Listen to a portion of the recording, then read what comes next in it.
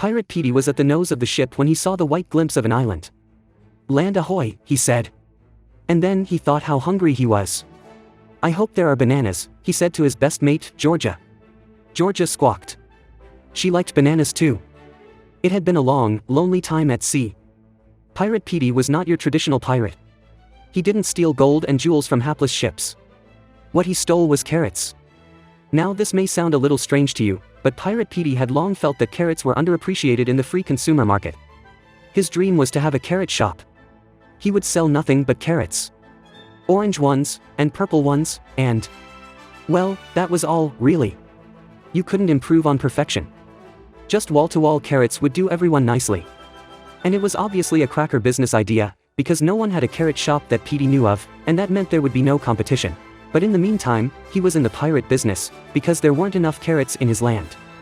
And since all seafarers made sure to bring carrots on their trips, on account of the scurvy, which was a deficiency of vitamin C, Pirate Petey just knew there were bags and bags of carrots on every ship in the sea. And he intended to use that to his advantage. But there'd been thin pickings in the carrot piracy trade these recent weeks. Pirate Petey and Georgia had drifted off course, and hadn't been able to steal any carrots for ages. The last ship they'd encountered only had 4. And loath as Petey was to eat into their commerce, they'd been forced to eat them, because there'd been no land, and no bananas, and it wouldn't do to have a carrot shop if they starved first. So it was no wonder that Pirate Petey was in such a good mood when he saw that lovely stretch of beach twinkle into the view from his spyglass. Food, and the chance to stretch his wobbly legs, and feel firm ground again, and to have another look at the map, and try to work out where they were. But before he could look much harder, a boat drifted into the view. "Ship ahoy," he said to Georgia, with some surprise. Another ship, in the middle of nowhere? Pirate Petey watched it for a few moments.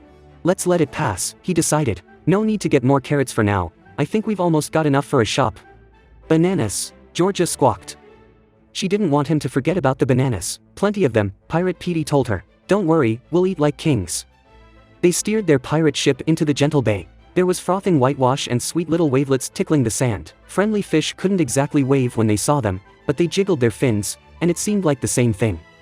But the ship had spotted them too, and was steering in their direction. "Really?" said Pirate Petey. He was a bit hungry, to be honest. He just didn't feel like pirating right then and there. He had already picked the spot on the sand where he wanted to put his towel, and his mouth was watering like a sun shower when a rainbow is out.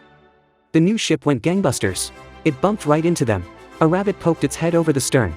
A rabbit wearing a long coat and black shiny boots. "Stop, right there," said the rabbit in a loud and imposing voice. The rabbit sounded serious, so Pirate Petey and Georgia stopped right there. They watched as the rabbit hopped over the gap between the two ships and bounced over to their astonished faces. "Got a cargo, have you?" asked the rabbit.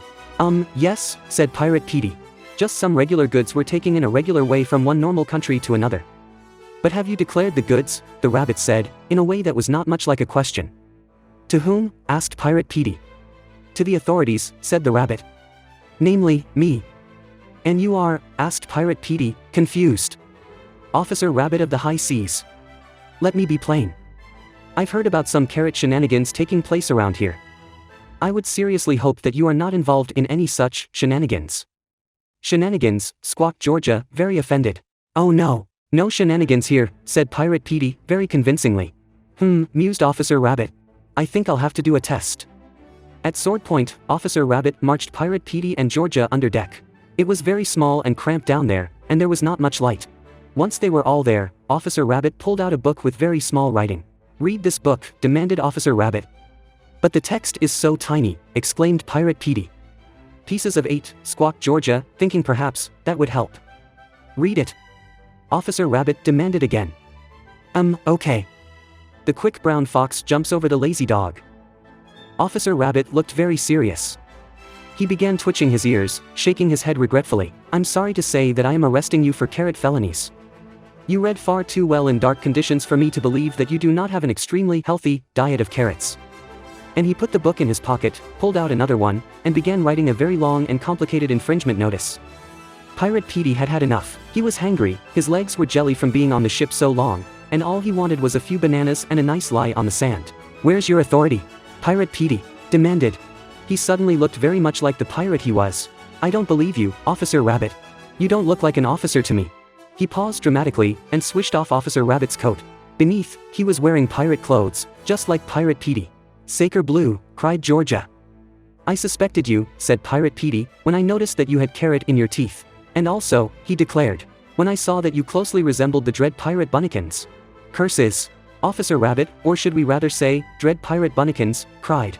He made a mad dash to the deck and prepared to leap back onto his own ship, and sail away like the clappers, his cunning little carrot plan revealed. But, stop, squawked Georgia.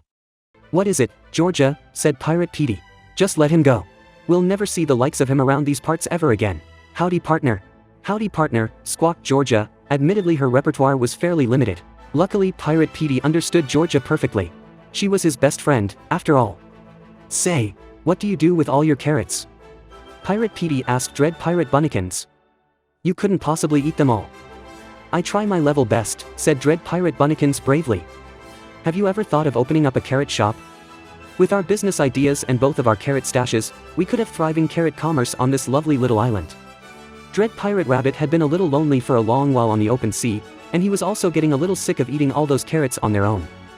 Okay, he said. Thank you. A carrot shop. Genius. Which one of you thought of that? We both did, said Pirate Petey generously, and secretly quite proud and touched. And that is how Pirate Petey, dread Pirate Bunnikins and Georgia gave up a life of banditry for a life of carrot commerce, attracting all the local sailors with their delicious, vitamin C-filled carrots. And if you would also like to support their thriving small business, make sure you eat your carrots every night, as I'm sure your local shop goes there to buy theirs.